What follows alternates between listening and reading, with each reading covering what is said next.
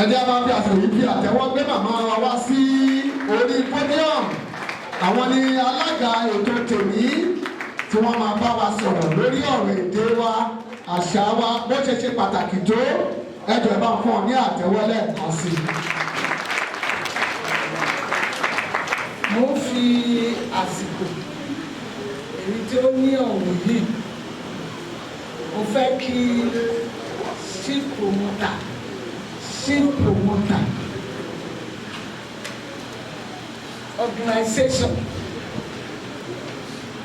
yìí tí wọ́n jẹ́ kí ètò tèmi yóò wá sáyé, that is the 15th Ààrẹ Ọ̀nà Kakanfò of Yorùbá land,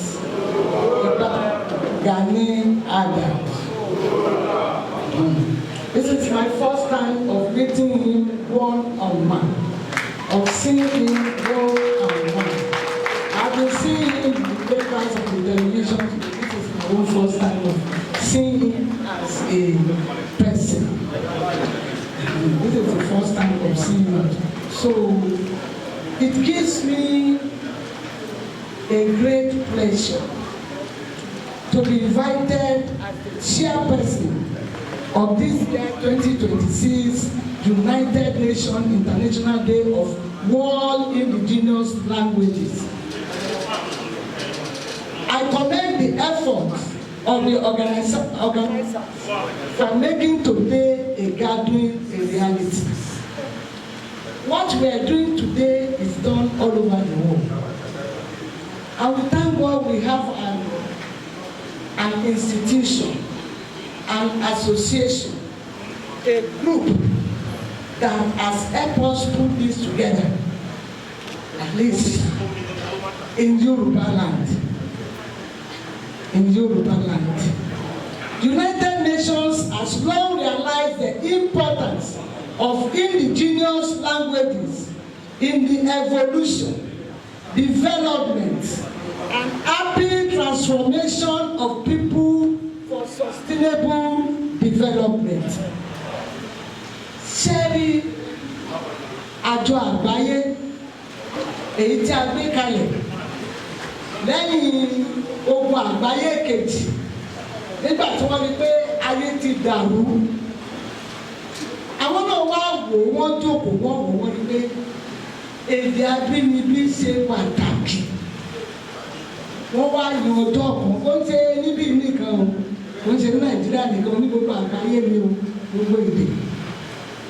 Wípé tá a tiẹ̀ máa fi gbé lárugẹ, tá a fi máa sọ pàtàkì láàárín àwọn ènìyàn káàkiri àgbáyé kí wọ́n lè mọ bí èdè abínibí bí ó ṣe wúlò tó, bí ó ṣe ṣe pàtàkì kò ní gbogbo igun ìgbé ayé ọmọ ènìyàn. Today's gathering is one of the numerous attempts to keep the flag flying. No wonder that the plenary session will be focusing on strategies for indigenous language preservation and promotion. Mo mọ̀ ìgbé níbi tá a dé yìí,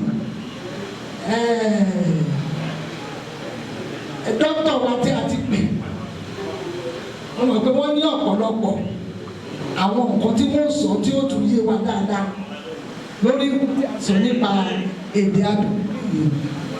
In the history of evolution of man, villages, towns, and communities evolve over time with peculiar method of communication using symbols, signs, and some devices, àròkọ, and words. Nǹkan tá à ń sọ fún wa ní ibi pé láti ìgbà tí Ọlọ́run ti dá ayé, tí ayé ti wà, tí ènìyàn ti wà, táwọn ìlú kéréje ti wà, táwọn ìlú ńláńlá ti wà, tí àdúgbò àgbègbè ti wà, òun náà ni àwọn ọmọ ènìyàn ti wá ọ̀nà èyí tó fi ń bára wọn sọ̀rọ̀, tó máa ń lo àwọn nǹkan bíi symbol, signs, àròkọ, àwọn nǹkan tá a gbé ní àròkọ nílẹ̀ Yorùbá àbí. So indigenous language of a people is the identity. Wọ́n ti ń sọ̀rọ̀ fún wa kó kọ́ lọ́ fi mọ̀ ìrìn èdè abínibí ẹni. Kí ló dé tí mo wọ aṣọ báyìí lẹ́nu? Nítorí ibi tí mo ń bọ̀ ni. Aṣọ ilẹ̀ Yorùbá ni mo wọ̀ yìí. Bí ò jẹ́ bẹ́ẹ̀ bóyá kaba ni máa wọ̀. Ṣùgbọ́n mo rí pé kaba ò bá ibi mi. Pé irú aṣọ wọ́n lè mẹ́sàn-án pé mo wá aṣọ ẹ̀tù. Ọba aṣọ ní ilẹ̀ Yorùbá. Èyí tí mo ti ní eléyìí ó ti di ogún ọdún tí mo ti ní ilé àwọn ọyọ́ mi. Mo wọ̀ wá. Identify with what we are doing today. Mo torí pé nǹkan tá à ń ṣe lẹ́yìn nǹkan tí mo fẹ́ràn gan-an ni. Nǹkan tí mo ṣe kí ni o tí mo fẹ́ràn gan-an ni. Èdè wa, òun ni ìtàn wa, òun ni àṣà wa. It is inborn, inbuilt, practically demonstrated that what is taught in schools. Ó kọjá nǹkan tá à ń kọ́ nílé ìwé. Ṣé ẹ gbọ́ nǹkan tí mo sọ? Èdè wa ó kọjá nǹkan tí à ń kọ́ ní ilé ìwé. Researchers have come up with the findings that the indigenous language of the people is an insight to their history, an achievement in technology and culture. A child will learn better and faster if the child is taught in his or her indigenous language in the early periods of life. Nígbà tá a sọ pé ó dùn nǹkan tí à ń kọ́ ní ilé ìwé, ṣe rí èdè abínibí tí a bá fi ń kọ́ àwọn ọmọ nígbà tí wọ́n ń dàgbà, ká fi ń kọ́ wọn ní àṣà wa, ká fi ń kọ́ wọn ní ìwé gan, ìwé tá à ń kọ́ ní sùkúl. À ń sọ pé wọ́n ti ṣe rìsáàṣì ọ̀rọ̀ pé irọ́ náà pa òsínú ẹ̀ wípé àwọn ọmọ á ní òye. Wọ́n ní òye nǹkan tí wọ́n ń ṣe ẹ̀kọ́ tí wọ́n ń kọ́ ju èyí tá à ń fi òyìnbó kọ́ àbí tó ń fi èdè mìíràn kọ́ káàkiri. Òyìnbó ń ṣe èdè wa o. Àwọn British, I'm an historian, a core historian. Wọ́n wá mú wa lẹ́rú ni ọ̀rọ̀ bẹ̀rẹ̀ ṣe kí ni ó pọ̀ ẹ̀kọ́ la wá sọ lẹ́nu. Wọ́n dẹ̀ make sure pé nígbà tí wọ́n dé wọ́n gba èdè lẹ́nu wa, wọ́n fẹ́ gba gbogbo èdè wa. Wọ́n gba aṣọ wíwọ̀ kan, wọ́n gba gbogbo ìrònú wa gan ìlẹ́tẹ̀ ní nọ́mbà 1. Wọ́n gba ìrònú, wọ́n gba bí a ṣe ń ronú, wọ́n gba lọ́wọ́ wa, wọ́n mú ìrònú tí wọ́n ṣe kí ni o, wọ́n gbé sí wa lọ́kàn. So we said communities like China, India, Germany, Japan, that retain their indigenous languages as medium of communication and teaching are better developed, socialized with cohesion than those doing otherwise. Eléyìí ó yẹ kó yé wa ní bí wípé àwọn orílẹ̀-èdè kan wà ní àgbáyé, àwọn ìran kan wà ní àgbáyé tó jẹ́ pé èdè wọn ni wọ́n fi ń kọ́ àwọn ọmọ wọn pàápàá nígbà tí wọ́n bá ń dàgbà. Èdè wọn ló ń lò ní yunifásitì, wọn ló ń lò ní primary, secondary school. Ṣé ní tech tá a pariwo lẹ́nu? Technology, sciences, nǹkan táwọn Chinese fi ń kọ́ àwọn ọmọ láti bẹ̀rẹ̀. Ọmọ mi kan tó lọ kàwé ní Amsterdam, ó sọ fún mi ní jẹ́ mọ́mì ọpọlọ ti pọ̀ jù ní Nàìjíríà. Ìwé pé tó pé ìwé tá a kà bí wọ́n jẹ́ pé useless tàbí ló délé púpọ̀ torí pé wọ́n ti mọ́ wa lára gírígírí àkàwé kàkàkàkàkàkà. Ó ní òun tó ń lọ bí pé òun special òun ní technology nígbà tí àwọn ọmọ ọmọ ṣe fásitì bíi lọ́dọ̀ ṣe ó ní àwọn ọmọ China, oh my God, ó ní kọ̀ǹpútà ní pé eré ni. Ó ní tí kọ̀ǹpútà táwọn bá lórí inú táwọn bá ṣe àwọn ọmọ òyìnbó gbọ́mọ̀ bíìtì wọ́n ti tọwọ́ bọ̀ kọ̀ǹpútà ti ṣiṣẹ́ torí pé èdè wọn òun ni wọ́n fi kọ́. Ọ̀rọ̀ tá à ń sọ yìí ọlọ́run ló gbé wa Nàìjíríà mo kọ̀ wọ́n láì torí pé sórí àbínú torí pé mo mọ nǹkan tó ń ṣẹlẹ̀ sẹ́yìn èdè wa. Èdè wa tó ń bá ẹwà àwọn China à ń sọ̀rọ̀ colonization ẹni mẹ́rin ni wọ́n ti kọ́ ní British The Indians were colonized more than 400 years before they gained their independence. Yes, over 400, I think it's 430 years. Kí wọ́n tó gba òmìnira ẹrù wọn níbi tó wà nísìnyí. Ní technology, science pépé, èdè wọn wọ́n gbé kíni o, wọ́n gbé èdè wọn. Japan, the same thing. Ní Japan, ìwà ọmọlúwàbí tí wọ́n ń hù ní Japan ó ju ìwà ọmọlúwàbí ayé àtijọ́ tí wọ́n ní wọ́n ń kọ́ wa ní ilẹ̀ Yorùbá. Téèyàn bá lọ sí Japan, ìwà ọmọlúwàbí tó hù. It is because of their tradition. Nítorí èdè tó fi ń kọ́ wa ní ìsìn, ọmọ ìní gan kò ní kí láti ẹ̀ sọ yìí. Ọmọ ìní jí láwọn báyìí ló máa ṣe dúró ẹ̀ka ẹ̀sà. Ilé tó bá ti gbà láàyè, tí wọ́n bá ti gbà láàyè ló máa dúró lọ. Yorùbá ní ọmọlúwàbí, ọmọ obìnrin máa ń kúnlẹ̀ ẹsẹ̀ méjì ni, ọmọ obìnrin máa ń ṣe kí ni o máa ń dọ̀bálẹ̀. So gbogbo olú àwọn nǹkan bẹ́ẹ̀ yẹn àṣà òyìnbó dàbí náà agbásódì ni o. Ẹ wo nígbà kan late professor ọmọkùnmáyà bàbá ìjẹ̀bú ni àṣẹ bàbá yẹn professor ní o mathematics.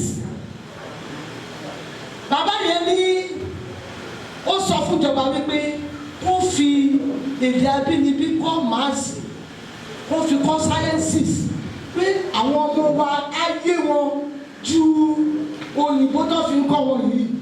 Tí bàbá yẹn at least wọ́n ti wọ́n wéèrè ìjẹ̀bú ni o, wéèrè ángùlùwé wéèrè ángùlùwé kọ́ bá mú ángùlùwé ìjẹ̀bú ni mo sọ o. Àárí ángùlùwé bàbá professor ni o, ó ní ṣùgbọ́n wọ́n dànù. Ká ní irú èèyàn irú Awólọ́wọ̀ ló ń ṣèjọba ńgbà tí bàbá yẹn bá sọ̀rọ̀ mọ̀ pé bàbá Awólọ́wọ̀ kí to it, kí to such thing.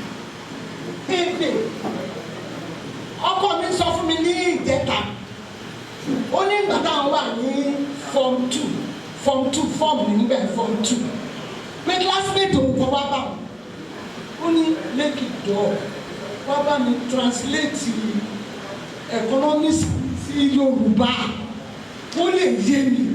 Ṣé ẹ understand nǹkan tí mo sọ yìí? I am talking of 1970 o. Ó ní kò yé mi nǹkan tí tíjà wa ń sọ wá sí òye mi. Bàbá mi nítorí pé ìyẹn náà wéde. Ó ní bàbá mi kọ́ kó bá mi fi Yorùbá kọ́ kí n tó bá fi Yorùbá kọ́ ayé mi. Ṣé ẹ understand nǹkan tí mo sọ yìí? That is it. Ṣùgbọ́n sọ̀rọ̀ pé mo sọ kí ni kọ́tẹ́ mo ní àwa ìgbà táwọn ìlú ní ìrònú wa wọ́n kọ́ ba ìrònú wa dé, a máa ronú bíi tiwọn ni. No, I can't do that. That's not like that. It's not good. A máa ronú bíi tiwọn ni. So èdè wa ó ṣe pàtàkì. Àwọn ẹlòmíràn ni don't speak vernacular. Kí ló ń pẹ̀lú vernacular? Ẹ má sọ Yorùbá nílé yìí. Ó ní òní sọ wọn lè gbẹ́sọ̀ sọ Yorùbá. Wọ́n má sọ Yorùbá nínú ilé. Ọmọ tó o bá tọ́ ọmọ rẹ dáadáa, á gbọ́ Yorùbá dáadáa, á lè tún gbọ́ òyìnbó. Orí ọ̀fẹ́ Ọlọ́run nípa orí ọ̀fẹ́ Kristi, àwọn ọmọdé níbí wọ́n ń sọ òyìnbó bí ọ̀pẹ́ rẹ̀ ni, wọ́n á lè tún sọ Yorùbá. My last one is a lawyer of 10 years after the bar. Tí o bá interpret ní ṣọ́ọ̀ṣì báyìí wọ́n máa ń wò báyìí. Tó bá ń sọ̀rọ̀ ní ṣọ́ọ̀ṣì báyìí wọ́n máa ń wò báyìí. Nínú ọmọ gbogbo àṣọ pé wọ́n á kọ́ ọmọ gbogbo ẹ̀. Kó gbọ́ òyìnbó, kó dẹ̀ gbọ́ Yorùbá. Wọ́n ní professor kan, wọ́n ń ṣe wéèkì bàbá rẹ̀ ọ̀rẹ́ wa bí ọdún mẹ́ẹ̀ẹ́dógún sẹ́yìn. Wọ́n ní kó ka Yorùbá báyìí ní wọ́n ní kàtàkàtà ojú tì wá bẹ̀rẹ̀. Ojú tí wà níjọ́ yẹn mo ní iye ọmọ mi ní kí ló ṣe prọ́fù tó ṣe báyìí. Mo ní wọ́n kò ní ara níbẹ̀ fún ọ̀dẹ̀ká Yorùbá báyìí ọ̀dẹ̀ká Yorùbá. So now strategy for promotion and retention. Àwọn nǹkan wo ìgbésẹ̀ wo la lè gbé tí a lè fi ṣe àgbélárugẹ ilé ìtọ́ ń ṣe lọ́wọ́ báyìí tí ó lè fìdí múlẹ̀. One, through education learning, inter-school competition on the use of indigenous language will help using indigenous language as a medium of instruction in primary education. Literature books and other textbooks to be written in indigenous language. Ṣé ìdàbí pé àwọn Yorùbá gan-an wọ́n ń ṣe bẹ́ẹ̀ wọ́n ń ṣe ṣùgbọ́n tó orílẹ̀.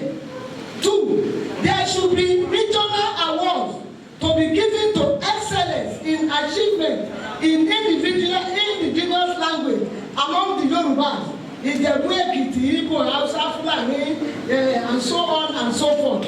Three, teachers of indigenous language must be motivated. Many through credit should also be given to people on regional language, and it should be a requirement for higher degree. Just like credit pass in English or university. Requirement for higher education, where a child must have at least a credit or merit in his or regional or indigenous language to help promote the growth and preservation of indigenous language. People should be proud of their culture.